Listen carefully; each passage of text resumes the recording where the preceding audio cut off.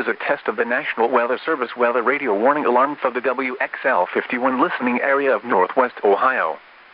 During potentially dangerous weather situations, specially built receivers are automatically activated to warn of impending hazard.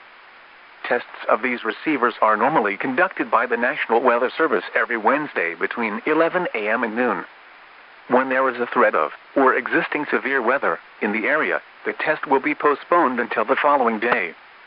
This ends the test of National Weather Service weather radio warning alarm.